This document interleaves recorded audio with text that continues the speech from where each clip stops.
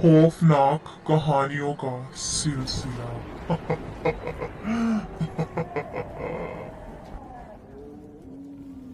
अस्सलाम वालेकुम my YouTube family, कैसे हैं आप सब। I hope you all will be fine. मैं उम्मीद करती हूँ आप सब ठीक ठाक होंगे, खुश होंगे, मज़े में होंगे। अल्हम्दुलिल्लाह मैं भी बिल्कुल ठीक हूँ। मेरे चैनल हॉरिबल प्लैनेट में आप सबको खुशामदीद। गाइस, आज मैं आपके लिए एक बहुत ज़्यादा इंटरेस्टिंग मूवी की एक्सप्लेनेशन लेके आई हूँ जिसका नाम है एनेस्थीसिया। तो स्टोरी बहुत ही ज़्यादा मज़े की है इस मूवी की। ये कार्टून एनिमेटेड मूवी है जो 1997 में रिलीज़ हुई थी। तो अगर आप एनिमेटेड मूवीज़ के शौकीन हैं तो जल्दी से वीडियो को लाइक करें। मूवी एनेस्थीसिया स्टार्ट होती है एक क्वीन से जो हमें एक रात को होने वाला खौफनाक वाक़या सुनाती है। क्वीन अपनी कहानी शुरू करती है और बताती है, एक ज़माना था जब एक रात महल में शाही पार्टी रखी गई। उस दिन वो रोमानोव के रशिया पर अपने राज के 300 साल हो जाने का जश्न मना रहे थे। क्वीन अपनी ग्रैंड डॉटर एनेस्थीसिया के बारे में बताती है कि उस रात वो बहुत खुश थी। प्रिंसेस अपनी ग्रैंड मामा से बहुत ज़्यादा प्यार करती थी। प्रिंसेस को ड्राइंग का बहुत शौक था। प्रिंसेस ने अपने ग्रैंड मामा को अपने हाथों से बनी एक प्यारी सी ड्राइंग गिफ्ट की और उन्हें पेरिस जाने से मना किया।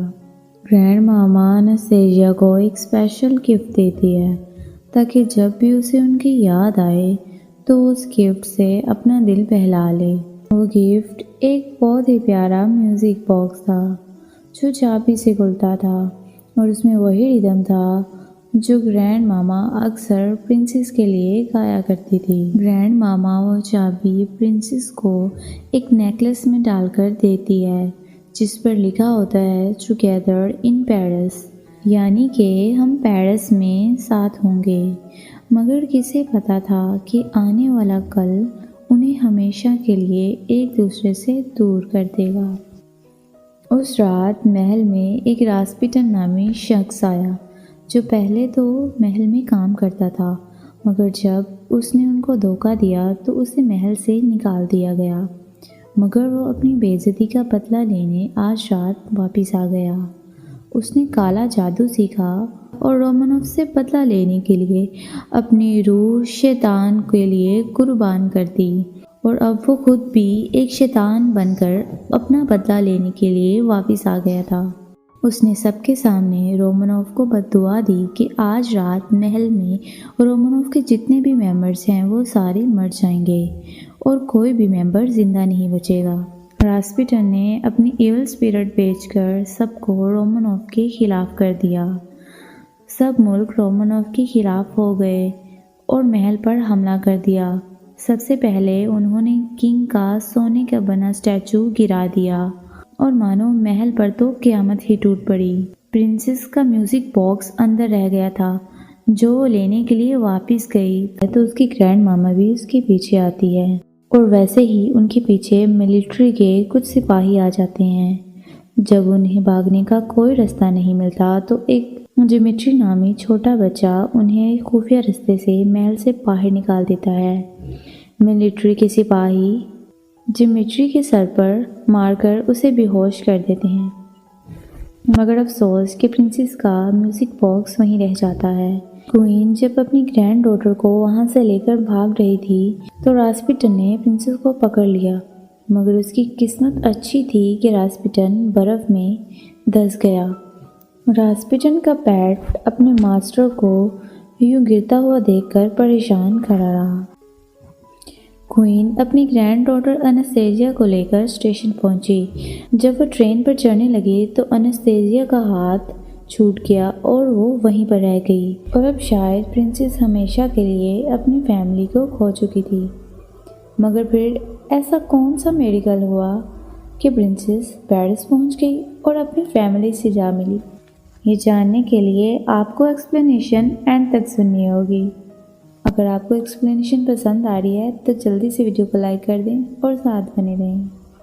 नेक्स्ट सीन में 10 साल गुजर जाते हैं और रशिया के लोगों को आज भी अपनी प्रिंसेस अनस्तेसिया के वापस आने का इंतज़ार था। इस वजह से डिमिट्री प्रिंसेस को ढूंढने की कोशिश कर रहा था। इसलिए नहीं कि उसे प्रिंसेस की फ़िक्र थी, बल्कि वो अपने लालच की वजह से प्रिंसेस को ढूंढ रहा था। प्रिंसेस की ग्रैंड मामा अभी भी जिंदा थी, मगर वो पेरिस में रहती थी।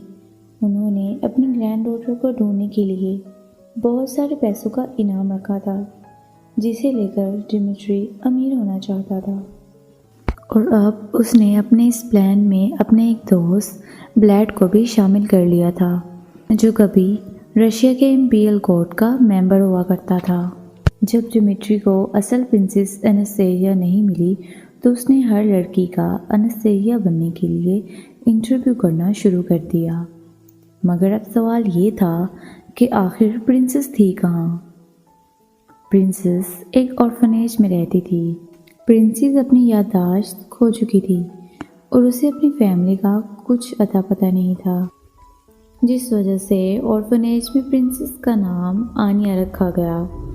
प्रिंसेस के पास आज भी वो नेकलेस था जो उसकी ग्रैंड मामा ने उसे गिफ्ट किया था, टुगेदर इन पेरिस। इसलिए प्रिंसेस को लगता था कि अगर वह पेरिस जाएगी तो उसे अपनी फैमिली मिल जाएगी। आनिया का बिहेवियर ऑर्फनेज में सबके साथ बहुत अच्छा था। वो सबको बहुत अच्छी तरह से गुड बाय करती है, मगर ऑर्फनेज की ओनर उसे बिल्कुल भी पसंद नहीं करती, क्योंकि जितने ज़्यादा बच्चे उतनी ही ज़्यादा जिम्मेदारियाँ और पैसे। इस वजह से 18 साल के बाद ओनर हर बच्चे को ऑर्फनेज से बाहर निकाल देती थी। प्रिंसेस वो 18 साल की हो गई थी, तो उसे ऑर्फनेज से निकाल दिया गया, क्योंकि अब वो जॉब करने के काबिल थी और जॉब करके अपना गुजर बसर कर सकती थी। मगर वो कंफ्यूज थी कि वो किस रास्ते जाए। और अब आनिया किसी मेडिकल के होने का इंतज़ार करती है और नीचे बैठ जाती है, तो अचानक एक क्यूट सा डॉग आकर उसका स्कार्फ खींचता है और उसे स्टेशन तक ले जाता है। वो वहाँ पर पेरिस की टिकट मांगती है, मगर उसे टिकट नहीं मिलती क्योंकि उसके पास वीज़ा और पैसे नहीं थे। आनिया के पीछे खड़ी और लेडी ये सब सुन रही होती है। वो आनिया से कहती है, पैलेस जाकर डिमिट्री से मिलो, वो तुम्हें पेरिस जाने की टिकट दे देगा। फिर आनिया बहुत देर से बंद पड़े पैलेस में जाती है, तो उसे कुछ याद आता है कि वो यहाँ डांस कर रही थी, और फिर वो वही गाना गाने लगती है जो उसकी ग्रैंड मामा उसके लिए गाया करती थी। मगर अभी भी उसे याद नहीं आया कि वो कौन है।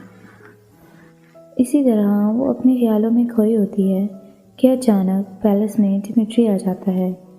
वो आनिया से पूछता है कि तुम कौन हो और यहाँ कैसे आई हो। आनिया उससे डरकर भागने लगती है और एक पोर्ट्रेट के करीब जाकर खड़ी हो जाती है। जब वो आनिया को उस पोर्ट्रेट के पास देखता है, तो फ़ौरन ही उसके माइंड में कुछ क्लिक करता है, क्योंकि पोर्ट्रेट पे बनी प्रिंसेस अनस्तेसिया की शक्ल आनिया से बहुत ज़्यादा मिल रही थी, और वो ये बात अपने दोस्त ब्लैड को भी बताता है। फिर डिमिट्री को आइडिया आता है कि ये वो वाहिद लड़की है जिसकी शक्ल प्रिंसेस और उसके घर वालों से बहुत ज़्यादा मिलती है, और वो कहता है कि अब हम इसी लड़की को प्रिंसेस अनस्तेसिया बनाकर पेरिस ले जाएंगे और क्वीन से पैसे लेंगे। फिर डिमिट्री आनिया से उसके बारे में पूछता है कि तुम कौन हो और कहाँ से हो। आनिया उसे बताती है कि मुझे कुछ याद नहीं, मैं कौन हूँ और मेरी फैमिली कहाँ है। फिर वो डिमिट्री को अपना नेकलेस दिखाती है और बताती है कि मैं अपनी फैमिली को ढूंढने के लिए पेरिस जाना चाहती हूँ। फिर डिमिट्री आनिया से कहता है कि उनके पास सिर्फ एक ही टिकट बची है, जो प्रिंसेस अनस्तेसिया के लिए है, जिसे ढूंढकर उन्होंने पेरिस जाना था, मगर प्रिंसेस का कोई अता पता नहीं है। इसलिए अगर वह अनस्तेसिया बनके उनके साथ चले तो वो अपनी फैमिली को ढूंढ सकती है। और सबसे बड़ी बात ये कि उसकी शक्ल प्रिंसेस से बहुत ज़्यादा मिलती है। डिमिट्री को यकीन था कि आनिया उसकी बात मान लेगी। सो ये था अनस्तेसिया मूवी का फर्स्ट पार्ट। तो इसका सेकंड पार्ट में मैं बहुत जल्दी अपलोड कर दूँगी। तो वीडियो अच्छी लगी है तो जल्दी से वीडियो को लाइक करें, हमारे चैनल पर नए हैं तो चैनल को सब्सक्राइब करें और बेल आइकन को प्रेस करना बिल्कुल ना भूलें। जो कि बिल्कुल फ्री है, और बेल आइकन को प्रेस करने से आपको मेरी वीडियो का नोटिफिकेशन सबसे पहले मिलेगा। आखिर में इसी दुआ के साथ कि अल्लाह पाक हम सब पर अपनी नेमतें, बरकतें और रहमतें नाज़िल करे। जहाँ रहें खुश बाश रहें, अपना और अपने प्यार को बहुत ज़्यादा ख्याल रखें। मिलूँगी एक नई वीडियो में। टिल देन टेक केयर, अल्लाह हाफिज़।